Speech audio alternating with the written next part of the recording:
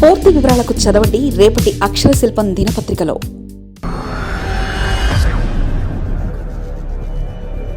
మహానగరం విశాఖకు అద్భుతవరం. కేంద్రంలోని ఎన్డీఏ ప్రభుత్వం, ఏపీలో కూటమి ప్రభుత్వం కలిసి విశాఖకు అద్భుతమైన వరాన్ని ఇచ్చాయి.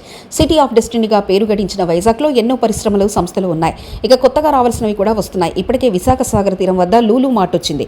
ఇప్పుడు మరో మాల్కి ప్రధానమంత్రి నరేంద్ర మోదీ అమరావతి వేదికగా శ్రీకారం చుట్టారు. యూనిటీ మాల్గా దాన్ని విశాఖలో నిర్మిస్తున్నారు. విశాఖలో బీచ్ రోడ్లో ఋషికొండకు కిలోమీటర్ దూరంలో మధురవాడ కొండవాళ్ళ ప్రాంతంలో యూనిటీ మాల్ని ఏర్పాటు చేస్తున్నారు. ఇందుకోసం రాష్ట్ర ప్రభుత్వం 5 ఎకరాల భూమిని కేటాయించింది. కేంద్ర ప్రభుత్వం 172 కోట్లను 50 ఏళ్ల కాలానికి వడ్డీ లేని రుణంగా రాష్ట్ర ప్రభుత్వానికి ఈ ప్రాజెక్టు కోసం మంజూరు చేస్తుంది. దాంతో విశాఖలో మరో అద్భుతమైన ప్రాజెక్టు రూపుదిద్దుకునుంది. ఇక ఈ ప్రాజెక్టులో అనేక ఆసక్తికరమైన అంశాలున్నాయి. దీన్ని G+4గా నిర్మించనున్నారు. ఇందులో మొదటి 2 అంతస్తుల్లో ఏకంగా 60 నుంచి 65 దాకా షాపులను ఏర్పాటు చేస్తున్నారు. ఒక జిల్లా, ఒక ఉత్పత్తి పేరుతో ఆయా ప్రాంతాలకున్న భౌగోళిక గుర్తింపు కింద దేశవ్యాప్తంగా ఎంపిక చేసిన ఉత్పత్తుల అమ్మకాలను ఈ షాపులలో చేయనున్నారు. ఇక 3వ అంతస్తుని టూరిజం స్పాట్గా తీర్చిదిద్దున్నారు.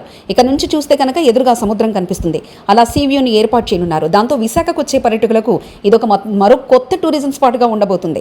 ఆ మీదట 4వ అంతస్తులో కన్వెన్షన్ హాల్, 2 మినీ థియేటర్లను ఏర్పాటు చేయనున్నారు.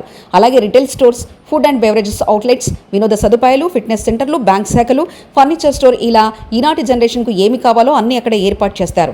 ఈ విధంగా యూనిటీ మాల్ను తీర్చిదిద్దనున్నారు. ఈ మాల్ పైన వచ్చే ఆదాయం ఆధారంగా కేంద్రం ఇచ్చిన రుణాన్ని రాష్ట్ర ప్రభుత్వం దశలవారీగా తీర్చేసి దాన్ని విశాఖకు శాశ్వత ఆస్తిగా మార్చనుంది. ఈ యూనిటీ మాల్కు సంబంధించిన టెండర్ల ప్రక్రియ సైతం పూర్తయింది. 2026 మార్చి నాటికి యూనిటీ మాల్ను పూర్తి చేసి ప్రజలకు అందుబాటులో తెచ్చేలా రాష్ట్ర ప్రభుత్వం కార్యాచరణ ప్రణాళికలను రూపొందించింది. దీంతో సిటీ ఆఫ్ డిస్ట్రిక్ట్గా ఇది మరో కలికితురాయిగా నిలవనుంది. అలా విశాఖలో కూటమి ప్రభుత్వం చేపట్టిన ఇంకో అభివృద్ధికి కూడా అంతా చూస్తున్నారు. మరిన్ని కథనాల కోసం సబ్స్క్రైబ్ చేసుకోండి మీ అక్షర శిల్పం. పూర్తి వివరాలకు చదవండి రేపటి అక్షర శిల్పం దినపత్రికలో.